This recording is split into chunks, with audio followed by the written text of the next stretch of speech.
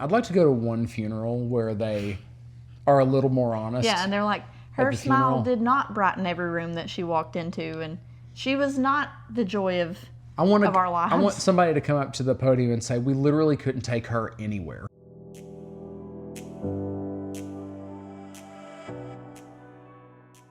We're live. Welcome to the Lost Together podcast. I'm Joe, and this is still my attempt to convince Morgan that Lost is one of the greatest television shows ever written, acted in, produced, shot in Hawaii, where we're going in just 2 short weeks. And yeah, we have made it to one of my favorite episodes of season 5. And I was really excited for her to watch this when we watched it yesterday. It's LaFleur, which is the 8th episode of season 5. And originally aired on March 9th, 2009. So, LaFleur. What'd you think? I was aggravated. Mm-hmm. I was aggravated as hell. Well, yeah, but you're aggravated because of your imagination, because the aggravating thing hasn't happened yet. What?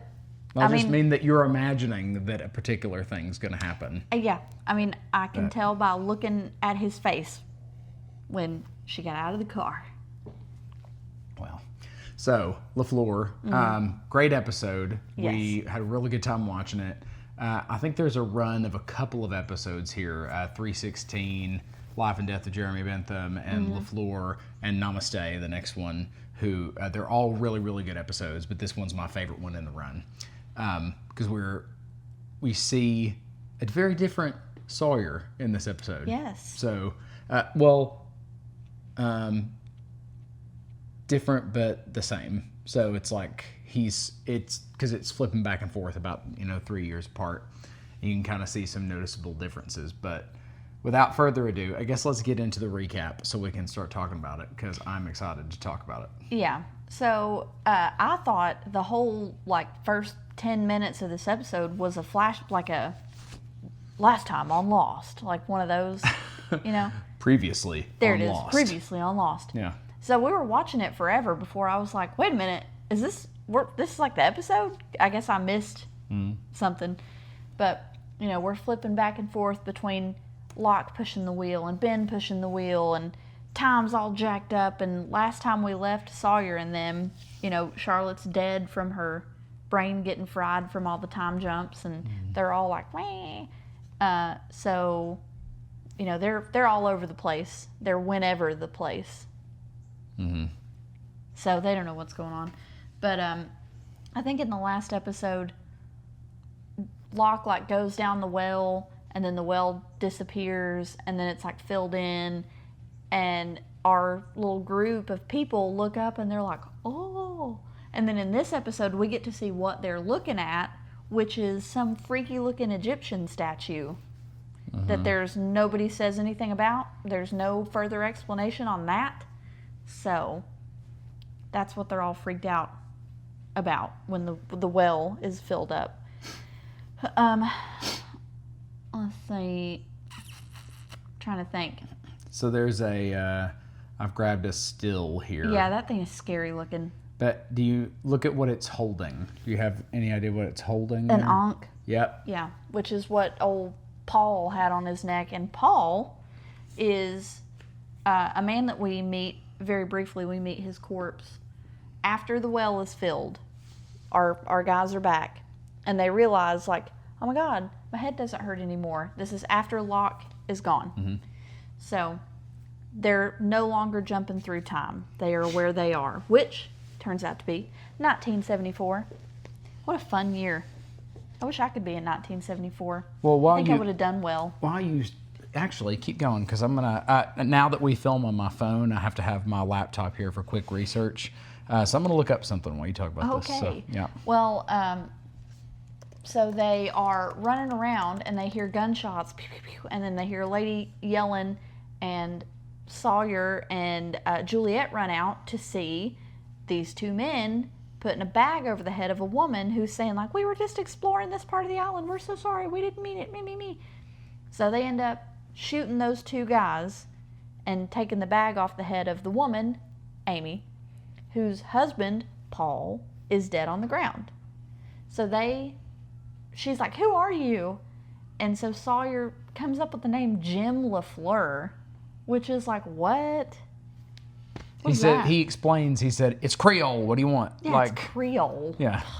So Jim LaFleur says that he was the captain of a boat that wrecked on its way to Tahiti. And so that's why they were on the island.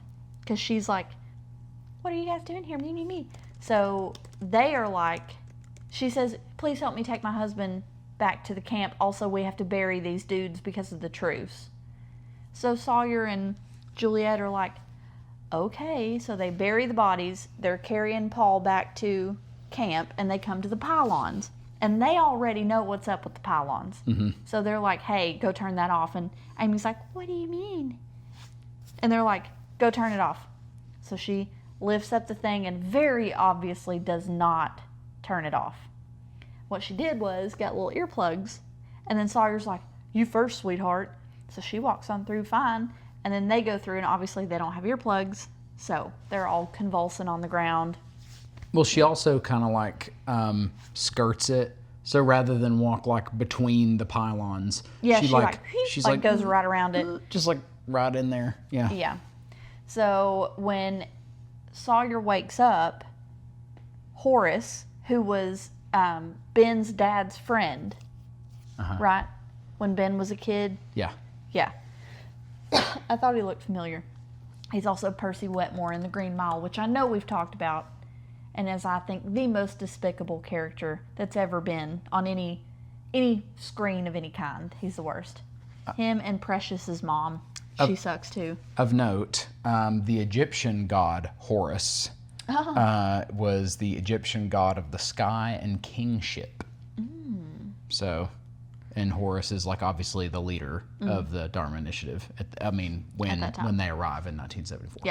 Yeah. So Horus tells Sawyer, aka LaFleur, that there is a submarine on the island, which they already know about, and that it's leaving tomorrow, and that his people are going to get on that submarine and get the hell up out of there because there's a truce, and because Sawyer and Juliet killed those dudes. Now the truce is broken. He's freaking out. If you're not part of the Dharma Initiative, you got to get the hell out. So then there's like all this kerfuffle, and we look out, and here comes Richard Alpert looking like the 30-year-old that he eternally is, with this massive torch, and he sticks it in the ground real hard. Obviously not happy. Yeah, real hard, sticks that thing in the ground. So he calls Horace out, and they're talking, and he's like, me, you killed my men. There's got to be justice, me. So Horace comes back in, and he's like, damn, you've really upset them. Sawyer says, well, let me go talk to him. And Horace is like, you can't go talk to him. You don't even go here. But he does go talk to him. Because he says, good thing I'm not asking you permission. Yes. And he just walks out there. And I was like, you do it, Sawyer. Do it. That is a very Sawyer thing. So he goes out there. Of note, I think Juliet checks in with him right before. Yeah, she's like, are you sure you know what you're doing? Yeah, I think she says it like she believes he knows what he's doing. Yes. Like, I think how she said it was more like, you got this? She trusts him. Yeah.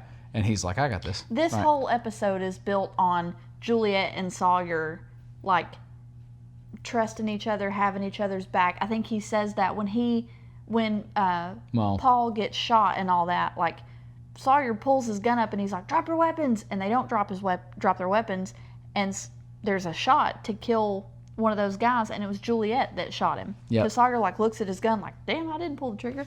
It was Juliet. So Juliet saved him. And then he shot the other guy. Bless you. You okay? Yeah, my mode today. So yeah. So Sawyer goes out there, and Richard Alpert is like, who are you? And Sawyer's like, that's not important, but I know that there was a bald man that came up in here about 30 years ago, and he said he was the leader of your people. And I know that... He disappeared right after that. He disappeared, and a bunch of people disappeared, and what else does he say? He talks about, he knows Richard's name, first off. So Richard's like, do I know you? Do we know each other? He says? Yeah. And he says, kind of. Not yet, he said. Oh, he said, did you bury the bomb? And Richard's like, how did you know about the hydrogen bomb? And, so Sawyer's just like, hey, listen, I know who you are. And I didn't, your dudes had a bag over a woman's head. I told them to drop their weapons. They didn't. I defended myself. These guys, these Dharma guys, did not break the truce. I killed your people. And so Alpert says, like, well, I got to have some kind of justice. And so the justice was that the others were going to take Paul's body. Yeah. Well, presumably, like, to say, for Alpert to say, like, okay, well, I got justice for us. Yeah. Or whatever. Yeah. Because he's not going to say, hey, I met a time traveler who knows a bunch of stuff about me and us. Right. He's going to say, So, look, we killed one of theirs. look, we got him back. Right. So, they, Sawyer's like, yeah, whatever. So they take the body, and Amy pulls the ankh off of Paul. It was a necklace. Mm-hmm. So she takes that. And then Horace is like, hey, that was pretty smooth. And he says, you know what? That submarine comes back in 2 weeks. Mm-hmm. So you can stay on the island and look for the rest of your crew that, was gone. Because Sawyer is waiting on John Locke to come back. And he's told his people that. And they're like, how long do we wait, Sawyer? And he's like, as long as it takes. So, So 3 years go by. We're 3 years forward. And Sawyer has a little jumpsuit. It says Jim LaFleur on it, head of security. And Horace is drunk as hell, blowing up trees with dynamite. And these two guys are like, we gotta call LaFleur. We gotta call LaFleur. It's the middle of the night, obviously. So they go to the house. They wake Sawyer up. Sawyer's like, damn. So he gets Horace, brings him home, lays him on the couch to Amy, who's his wife now, I guess, and she's heavily pregnant. And he's like, hey, what the hell with this? And Amy's like, oh, we had a fight about Peter. And then she goes into labor. Convenient. Mm-hmm. And Horace is, I'm talking about blacked out. Ouch.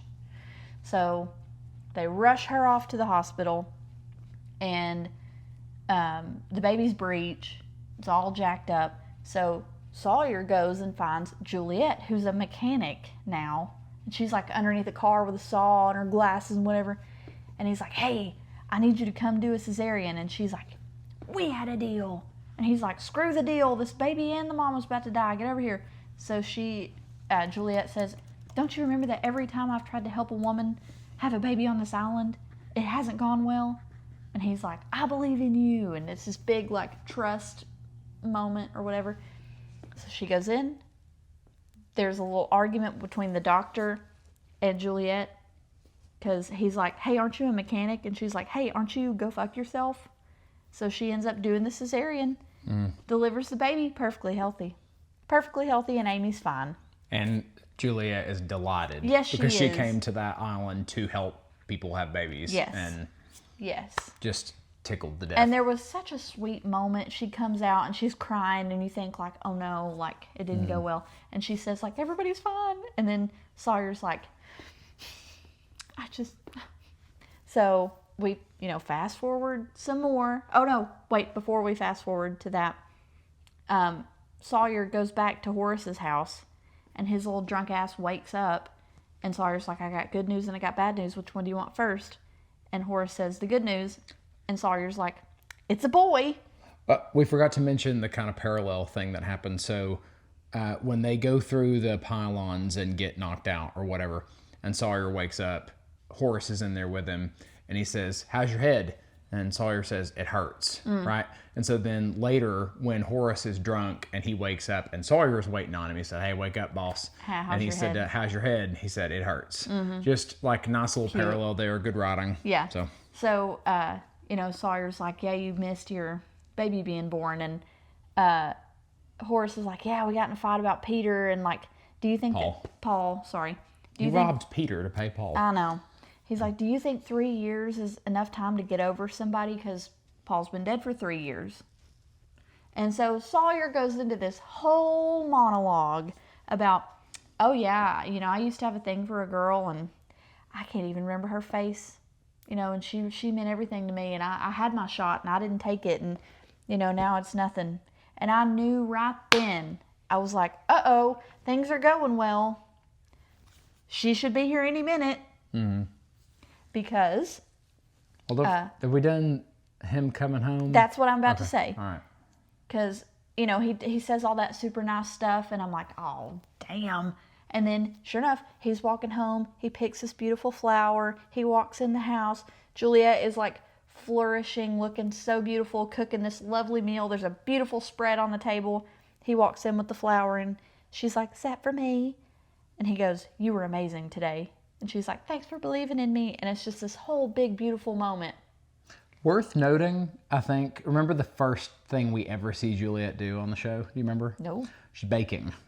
So, oh, yeah, remember she's all baking stressed for out the book club. Yeah. And she is miserable.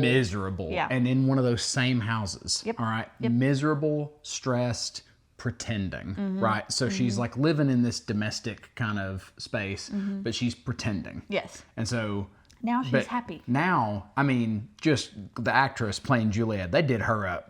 She was glowing. She had her hair done. She was so happy. She had a nice shirt on. She's like all dressed up, making dinner. And, Sawyer is put together even though he's had all this stuff. And they have this beautiful little kiss, and it's just so... I think it's hardly little. I was going to say, it was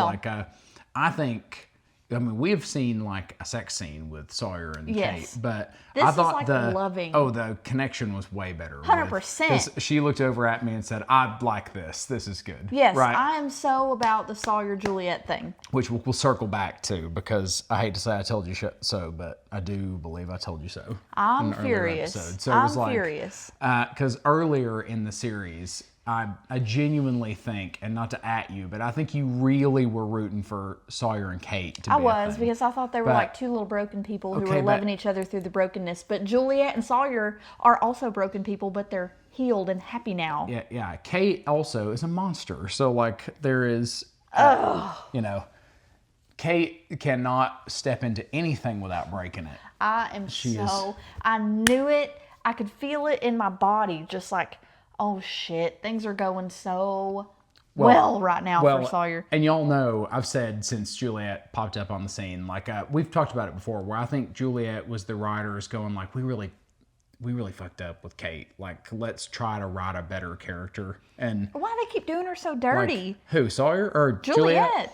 Just give it time. Like, God. Juliet is a great character. And this was a shining episode for Juliet. She had a very good episode. Yes. So anyway, so we've just had the kiss and so then like the next morning they wake up and their legs are all entangled in the bed and no, they're not. Yes, they are. No. And then the phone rings. No, they're not entangled. Oh no, their legs are entangled, but he's the little spoon. He's the little spoon. He's the little spoon, but yeah, their legs are all twisted up in each other, and the damn phone rings, and guess who's home?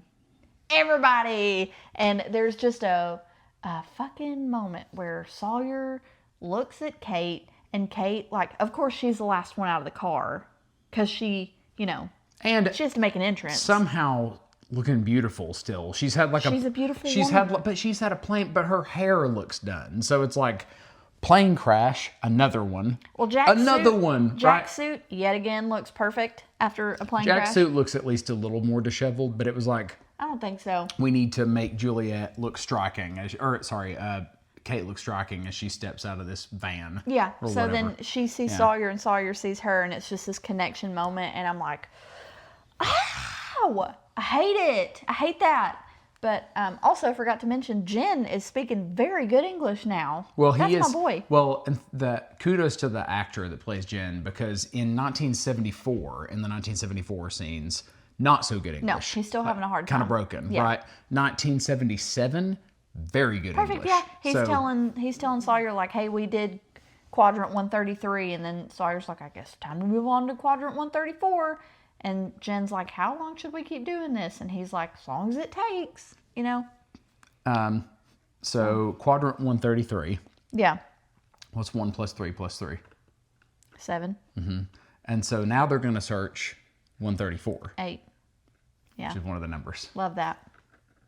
So yeah, that's I started that episode feeling really good and happy and like, woo, and now I'm mad.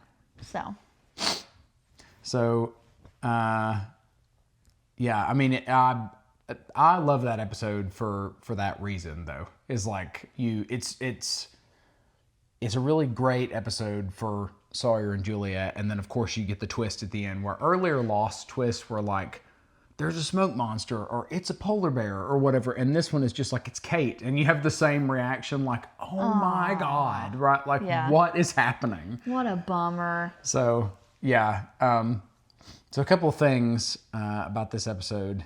I think that we should talk. I was really interested about the name choice. So he's, Sawyer comes up with the boat captain thing. Oh, also forgot to mention, when Sawyer gets the phone call that they're back, Juliet's like, what is it? Who is it? And he just says, like, I gotta go. Because he doesn't want her there when he sees Kate again. Because he knows that apparently it takes more than 3 years to get over somebody. Well, we'll talk about that too. But he didn't tell her. Well, you don't know why. You also don't know what the person on the phone said. You don't know that they said, it's Kate, or whatever. Maybe that he just said, we found them, or whatever. Yeah. You don't know what they said. Whatever. Anyway. So LaFleur. Yeah. It's French, right? Yeah. So it's Creole, but it's French. Like it's because LaFleur is the flower in French, right? Yeah. And so I think Miles makes a joke about the orchid in this episode. He's like, yeah, do we want to go back to the beaches or the orchid? Because that's the only plan you people ever have.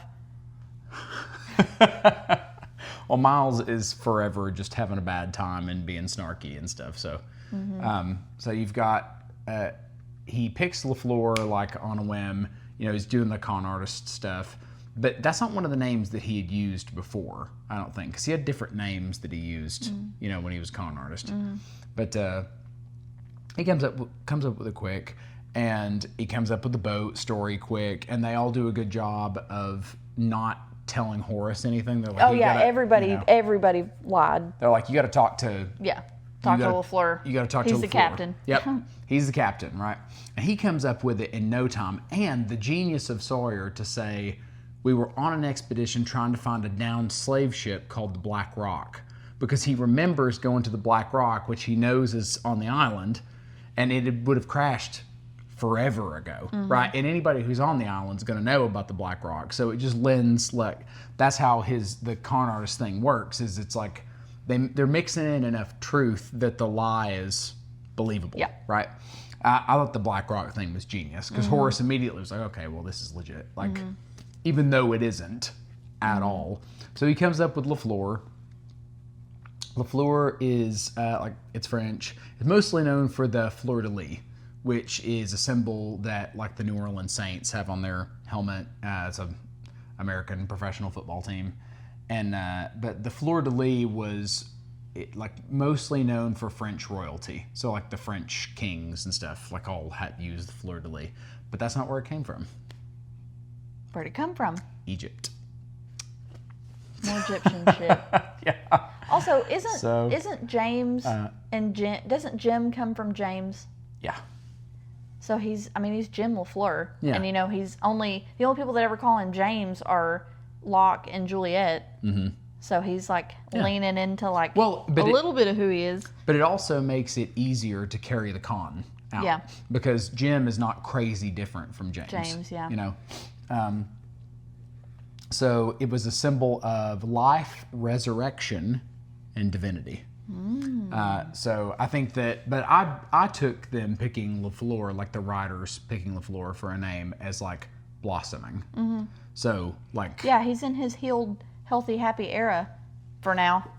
Well, and he remember Juliet in the 1974, the submarine's leaving the next day, and Juliet's like, hey, James, I'm getting on that. Like, I've been trying to get off this island for forever, and here's my opportunity, and I'm gonna go. And he's like, well, what about me? You're just gonna leave me here with I can talk to dead people and the brainiac, and then Jen, who's a great guy, but he's not much of a conversationalist. And she's like, I just don't know. And he's like, give me 2 weeks. Just please give me 2 weeks. And then she's like, hey. So take your rebirth and shove it, because you still suck. Why'd you do that? She could have left. She could have gone and found another life, been happy. She's happy now. Yeah, well, she doesn't know Kate's back. But you are prejudging what's going to happen with Kate. Yes, I am. 100%. Okay? Yes. So that's kind of the key talking point for me here is, do you not think it's possible that Sawyer has actually grown? Yes. So there's a reason that he has the discussion with Horace, which is like, you know, is 3 years enough time to get over somebody? And so he's not really, like, Sawyer's talking to the viewer before the thing happens with Kate. Yes. So Horace is just a stand-in. Yeah. So he's telling you that he does think 3 years is enough time to get over somebody. Do you not think he's over her? Yes. Yeah. I mean, Not if I were interrogating you, I think I would say that I'm not super convinced by the tone of that. do I think that he's going to, like, totally blow up his whole life with Juliet? No. Do I think that this is going to ruffle his feathers a little bit? Probably. Okay, so his thing with Kate was built on, like, shared trauma and being broken and Yes. all that stuff. Yes. What's his thing with Juliet built on? Honesty and, like, seeing each other and seeing potential in each other and believing in each other. See, having each other's backs. I think it's built on stability Yeah. because they have been together for 3 years. Like, whether they've been romantically together for 3 years, who knows? But They've like been in this space together for 3 years. they've been in this space for 3 years. They're cohabiting, right? They're together for 3 years. And I think it's also been telling that the whole time that Juliet's been around, she's called him James, which means that in the same way that Locke does, she's refusing to engage with this, like, false persona that he set up. So she's talking to the real James. Yes. Like James Ford. Yes. Not Sawyer. And so I remember the first time I watched this, like, Kate showed up, and I promise you the feeling I got when I watched it, I was like, awkward. I hope she's not into him still, because that's not going to happen. And that was the feeling that I got. I hope not. I'm going to be so fucking mad. Because I think that in the same way that, and I wanted to say that thing earlier about how Juliet's like the writers going, oh, we can do better than we did with Kate. I think that Sawyer and Juliet is a better version of Jack and Kate. Yes. So it's like, but it's what they tried to do with Jack and Kate. So it's the same dynamic. Like, how much different is it? You've got, like, a more intellectual, grounded, like, person in medicine. Yeah. Right? And then the other, it's just gender flipped, right? But then the other one is this, like, broken runner, non-committal person who just can't settle down and get with it, you know? So it's flipped, but they've complimented each other the whole time. Yes. Like, since they've come back together, there's been a couple of occasions where Sawyer's freaking out and Juliet settles him down. Yes. Like, James, just stop. Right? It's happened a couple of Yeah, times. well, and she just talks to him plain, Well, and which I think he appreciates. yeah, he listens to Yeah. her. Like, he actually, because let anybody else tell Sawyer what to do. Yeah, Right. he's going to be like, all right. Including Kate. He Yes. didn't listen to nobody. No. Right? But he listens to Juliet. He He's trusts Juliet. Yeah, because he doesn't have a reason not to at this Exactly. point. Like, even though I believe she tased him at one point during the... That was early. Yeah, before the love blossomed. Yeah, that was early. Yeah, he was in a cage. It's fine. We don't talk about that. So I had a fun, like, what if for you here. So you're in a situation where you've got to cook up in absolutely no time a new identity. Okay? So what's your new identity name? Tori Lane. Tori Lane. Okay. Do you want to tell the people at home why Tori Lane makes sense? Because for you? my first name is Victoria, and I think that my mom should have called me Tori instead of Morgan. Because it's annoying that I go by Morgan and that's my middle name. Because it takes people forever to learn my name, because on paper I'm Victoria. So, yeah, Tori. And then Lane, just because that's first thing I could think of. Tori Lane. Tori Lane. I thought about this, but I have no idea what my last name would be. But I know what my first name would be because I've used a different first name before. So you'll know this when I tell the story. It's so stupid. So when I was in high school, I had access to a lot of tickets to this local water park. My stepdad at the time worked for a radio station. And and I was on the wrestling team in high school, and we had this captain who was a terrible influence on me and my friends. Like, he was a womanizer and stuff. So he gave us the advice, me and my friend John, he gave us the advice that if you're going to go hang out somewhere like for the summer, if you're going to be at a beach or you're going to be at the water park and you're going to be like hitting up girls or whatever, don't use your actual name in case you don't want to, because he's a womanizer, right? So he's like, in case you don't want him sticking around. That's terrible. So for a whole summer, I used a different first name. Remind me. At a water park, Trevor. Trevor? They believed it. Yeah. So it was Trevor and Kevin. My friend John was Kevin. Could you have picked a douchier name? Well, I wanted to pick something very far from my name, right? So like, I didn't want anything similar to Joe, right? It was like, so Trevor, I picked Trevor, and then actually I didn't pick Trevor. I come to think of it, the captain guy picked, his name was MS. Anyway, so like I know he had one of those abbreviated names, but it was weird. But he picked our names for us. So Trevor and Kevin. I don't know what my last name would be. I guess Lane in this case. But like if we were, Yeah. Well, Trevor and Tori sucks. I don't like that. Oh, I don't like the but matching. that makes sense though. Like people would believe that. Like they would go, oh, okay, that makes sense. Like we're Trevor and Tori Lane. And that can be our fake name if we're ever anywhere and we got to come up with something. So we'll try it out in Hawaii. We'll try it out in Hawaii in a couple of weeks. Trevor and Tori Lane. Ew. So yeah, that'd be my my fake name. What's that? Pseudonym? Yeah. That'd be my pseudonym. Yeah. I mean, Pen name. I've got no reason to have that now, but just in case we ever, and I did. I used it, and you never think. Did Trevor bag any ladies? I mean, not in a way that I'd be embarrassed about. You know what I mean? Like I was at a water park. Sure. Like we'd like find sets of girls and hang out with them for the day or whatever. But we live in a tourist town, right? So they're tourists. So just like, it's just hanging out with girls. Like I lost more than I gained that summer. I just like paying for girls' lunches and stuff at a water park. What a dummy. Under the name of Trevor. I didn't got nothing. Just like. Did Mamaw know? It wasn't Mamaw's water park. Oh, okay. No, this was Splash Country. His Mamaw worked at a local water park for like 100 million years. She did, and I used to go to that water park as a kid instead of daycare. So they'd let me go to the water park, and I just ran around all day, and I just had to come in for lunch. Damn latchkey kids. Could not be me. Not nowadays. Absolutely not. Well, and it was, I don't know how they were okay with that. I would never be okay with my kids doing that all day. Like, hell no. I was gone for hours. I'd run around the water park just riding slides, and then I'd have to come in because there was a big clock in the middle of the water park, and Mama would say, like, you got to come back every 2 hours for sunscreen or whatever. I was just forever putting sunscreen on. So we'd get there at 8. I'd have to come back at 10 and then come back at noon for lunch, eat, and then she'd make me sit and watch TV for an hour to let the food settle, and then I was there for her whole work day. Like, I've spent a lot of time at water parks, and we have season passes to the water park close to our house. So I'm just forever a water park guy. I guess. I've spent a lot of time at water parks, but I haven't used the name Trevor in a long time. You better not. I'll kill you.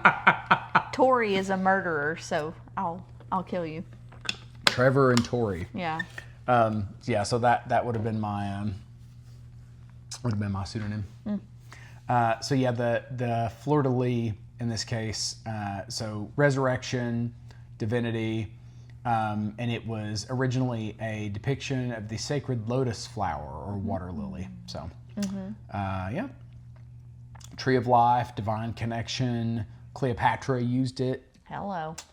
So, you ever seen like depictions of Cleopatra? Yeah. Supposed to be the most beautiful woman anywhere. Yeah. I'm like, what did the other women look like? Well, for her time, I'm sure that she was. Also, they're jacked up, dumb-looking pictures. Like they're. I know they're drawings. It's not like they had photos at the time. Right. Her beauty was legendary, but the pictures are not so great. Also, did you mention the fact that we saw possibly a childhood version of Charlotte? Oh no! Yeah. So yes. So when they get to in 1974, when they get to the others' camp, the little barracks or whatever, a little redheaded beauty runs by because she had mentioned that she grew up on the island, So a little redheaded girl runs by, and I said, Charlotte? And then Daniel at the same time goes, Charlotte. So she's alive again. But whatever happened, and she will be dead in about 30 years. So yeah, he's seeing her as a child. Yeah, right. That would fuck you up, wouldn't it? It would. I mean, it's like a Twilight situation where Jacob imprinted on the baby type deal. You know, he's like, I love you. You just don't know it yet. Also, can I say, like, there was a C-section that happened in this episode, and I am not going to turn my head for this, all right? But I was thinking about this while I was in surgery earlier this week. So I had a minor surgery earlier this week. But I actually thought about this in the middle of it because I knew we'd be recording this weekend. And I had just a lipoma removed from the back of my head. And while it was happening, I was awake, right? So they just numb you up and take it out. But I mean, it's still pretty swollen and it's still pretty sore. And I was thinking about the number of times that characters have had medical procedures done on Lost, and they're just fine. Like major medical procedures, they're just walking around the next day. Yeah. Well, I mean, women who have C-sections are up and at them the next day. Well, I know that because the island has healing properties. I'm literally like, while they're cutting the back of my head open and taking something out of it, I'm thinking like, maybe they're able to walk around so soon because of the healing properties of the island or whatever, where they're like just yanking this thing out of the back of my head. Like Lost got me through this minor surgery. Yeah. Lost is everywhere. Yeah, I don't recommend it. Lipoma removal, it's not great, is it? So, I know there was something else I wanted to talk about here. Talk amongst yourselves. Okay. We are still trying to figure out how to get it booked to go see some of the lost areas in Maui. Is it Maui? Yes, Maui. Yeah. Yeah. So I was looking at one of the biggest company that does the tours or whatever, called KOS Tours, and there's 3 different tours you can take that go to different parts of the island.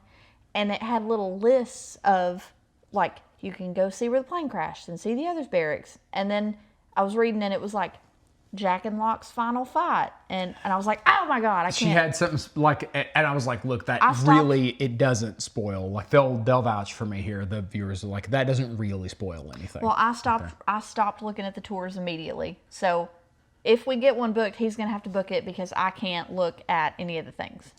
Greg, I know that you will know something about this, right? So, like, if you have a tour that you think is better than another one or something like... the only thing that I, really desperately want to see is the others' camp. The rest of it, I don't That care. would be cool. I want to see the others' camp real bad. I don't know. I'd kind of like to see the original beach camp, like where the beach was at. Yeah, but none of the stuff is there. It's just a beach. Yeah. All right, so... Oh, sorry. I'm thinking, and I was like, I knew there was something else I wanted to talk about. Another Breaking Bad crossover in this episode. So, the actor is Kevin Rankin, who plays Jerry. So he was the guy that was dancing with the girl down in the... Oh, yeah, I totally forgot about that. Yeah, what a weird... so weird. I'll tell you what. That's some crazy-ass dancing. There is nothing... Like, between him dancing while he should be paying attention to the security and me using Trevor as, like, is there anything men can just behave properly, like, whenever Apparently they're not. trying to impress women or whatever? It's like, absolutely not. Well, and she brought brownies, so that's why she was down there. It's the 70s, so... Yeah, she's got a brownie for you. Yeah, that would have been the good time to do it, too, because then you're not worried about, Yeah, except his buddy was right there. That guy's not his buddy. That guy... I don't think they like each other very much. I don't think so either, but you don't have to like all your coworkers. This is true. So, yeah, Kevin Rankin, he played Jerry. He also played, interestingly, he played one of the white supremacists in the gang that ended up taking over Walt's meth operation in the last season. Remember that? Remember Uncle Jack that shot... Oh, spoilers. Okay, so if you're gonna watch Breaking Bad, just fast forward for about 30 seconds here. All right, because I'm gonna have a major spoiler for Breaking Bad coming up in 3, 2, 1. Uncle Jack, who shoots Hank at the end, yeah. right? His crew. Oh, okay. Shit, yeah. And Uncle Jack was also in Lost. he was Danny Pickett. Remember, he was the big jerkwad guy that got shot and killed. He was when Sawyer and Kate were having to work on the rocks. Yeah. Yeah. The jerkwad guy. Yes. Yeah. So he was Uncle Jack in Breaking Bad. So now we've got two guys working in that, on the island, although one's for the Dharma Initiative and one's for the others, who were white supremacists in Breaking Bad. So not good. Yeah, he was a guy named Kenny in the white supremacist gang. So yeah, Kevin Rankin, Jerry and Kenny. So I love a good Breaking Bad crossover. Yeah, you do. Obviously.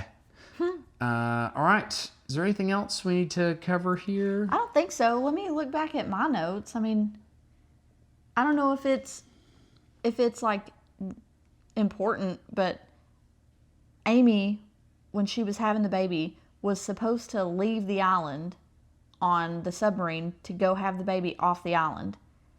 Did they know at that point that women couldn't have babies? Well, Sawyer says that, though. He says maybe the thing that caused it hasn't happened yet. Yeah, because, they're like a flourishing little community. Yeah, but obviously... Why were they going to take her off the island? They had to have known that she would die, right? But she didn't die. Well, unless they were just taking her off the island. So that's just an assumption, right? Yeah. Maybe they're taking her off the island just to get her to a better medical facility. Like they wanted her to have birth in a safer... they weren't prepared for a damn breech delivery, so obviously. But yeah, so the baby was 2 weeks early. So that's not too early. I guess a brief discussion we could have would be about Sawyer's position that 3 years is enough time to get over somebody. Yeah. So first of all, I think it's a weird conversation they're having because, it's the difference between getting over somebody that died and getting over somebody that you just broke up with. Yeah. Or left, right? So what do you think? 3 years enough time? I don't know. It depends on... There's so many factors that could go into that. Like, how long were you together? How much did you love them? Yeah. In what manner did they leave your life?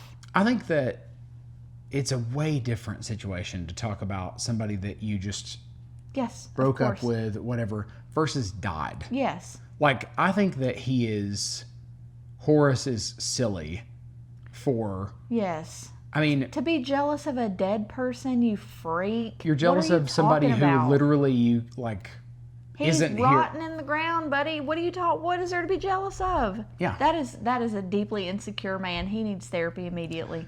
Well, yeah, he obviously does. He later becomes a prison guard in the Green Mile. Yeah. So psycho. Yeah. Morgan's least favorite fictional character of all time. The worst. But yeah, I thought that was so gross. Like, you're going to get into a fight with your wife that's so bad over her dead ex-husband that you've got to go get blackout drunk and blow up trees with dynamite, you idiot. Well, because I guess it would be... Like, it's not like it's a threat for that person to come back. But do you think... Do they wish they were... Does she wish she was still with him and not me? Like, does she... Sure, but what do you do about that? Well... What can you do? I think if you're a healthy couple, you just talk about it. Yeah. Right? But if you're...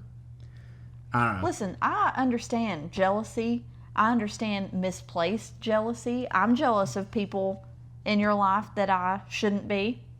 But I am, and I'm uncomfortable, and all the things. And there's two of them that I feel icky about. One of them not so much anymore. But when we first started dating, I thought that the anger that you held. I was married 2 other times. Yeah. All right. So first wife, the anger that he held for the first wife, I thought was like, I was like, you need to work on some shit because you obviously still have feelings there. Yeah, and not to get too personal, right? But I think this is a good example because that first ex, the reason that I was so angry with her was because she embarrassed me. So everybody here knows that but you can't walk outside my house and throw a rock without hitting somebody that she slept around with. There's so many here where we live, okay?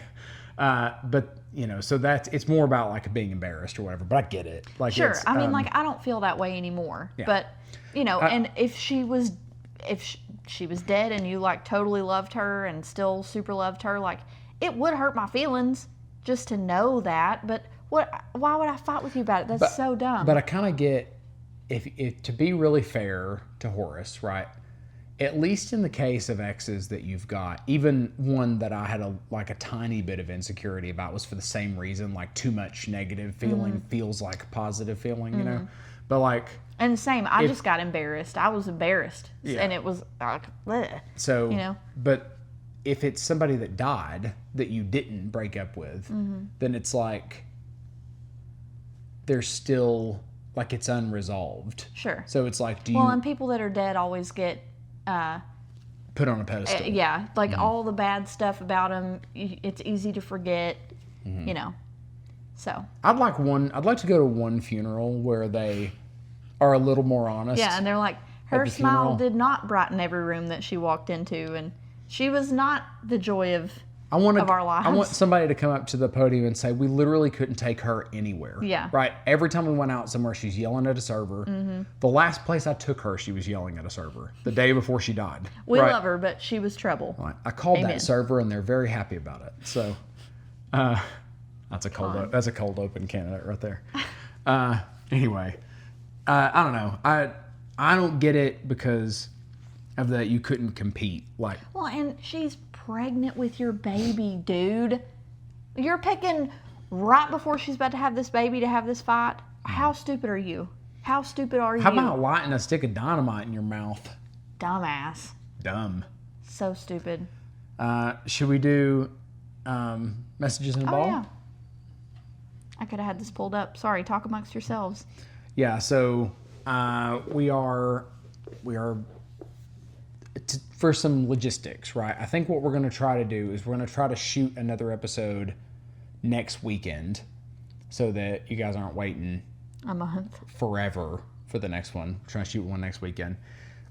And if we can see some lost stuff in Hawaii, which no guarantee because we are going with my parents and we're trying to spend a bunch of time with them and we kind of don't want to drag them around places. So if we can, we're going to shoot, we're going to do some on-location stuff. We're going to bring this mic with us and do some on-location stuff in Hawaii if we can. No guarantee. Do you need me to do this? Yes, I always have such a hard time. All right, so from our last episode, Kira says, Morgan's definition of shopping is the correct one. I will not be taking further questions on the matter. I'll be out shopping. Thank you. I agree. I was right. Yes. Wasn't that bad? No, it wasn't. You ended up with good stuff. I ended up with good stuff. It was a good time. Yeah, but I got better stuff online. Whatever. You got your suit jacket fixed. It was a whole thing. All right, so notes from our executive producer, Greg. Hurley thinking Locke was dead during his visit to Santa Rosa was some interesting foreshadowing for what was coming later in the episode, no? I thought it was a little on the nose. Morgan, don't you find it interesting that in the very same episode we see Locke getting killed then coming back alive, sometimes edited together? He's got a lot of shit going on. He really does. Excellent description of the philosopher John Locke, Joe. Dude even threw in tabula rasa. He loves a good throwback. The number of times utilitarian was said in this episode, 13. That's embarrassing. Wait a minute. You just watched Ben saying to Jack in 3:16, just a loose end that needs tying up. Next minute, he's strangling John Locke to death. Yeah. That was so upsetting. What a horrible thing to see. I said John Stuart Mill would be pleased. And then Greg threw up the definition of utilitarian. And I said, it caused more good than harm, I think, so maybe it is utilitarian. I'll run the numbers. Matt adds, so Ben's words were foreshadowing. I never put those two scenes together before. So yeah, loose end worth tying up. Tying you up forever. And then Greg also provides us with the definition of naff. British informal adjective used to describe something lacking in style, uncool, unfashionable, tacky, or poor quality. Ooh. Matt says, so many times when I've watched Locke's mango scene, I've craved mango and will go out and buy one if it's in season. But oh my God, the chat about Locke and Resurrection was stressing me out. I wanted to jump in there and duct tape Joe's mouth. He didn't give anything away because I don't know what's going on. Oh, dear. Yep, and then we got a picture of everybody bound and gagged. Everybody bound and gagged. And then you added, does that mean I was close to getting it right? I added, I won't do it. I'm not going to spoil what you think I'm going to spoil. I would never do that. That's like the thing to spoil. I'm not going to do it. Matt adds, judging by the phase, we finally know what's in Joe's giant... city water tank bottle. Yeah. Concentrated lemon juice. I have just added lemon juice to my water before, but not that day. That day I think I was reacting to something, but that's a great picture that you grabbed. You guys are great screen grabbers. Joe Green doing Temu Jack face. Yeah. Yeah, it's like, I can't do it. Also, I want to, Greg positively reacting to my new shirt. He's got so many new shirts, you guys. So many new shirts for Hawaii. Oh, man.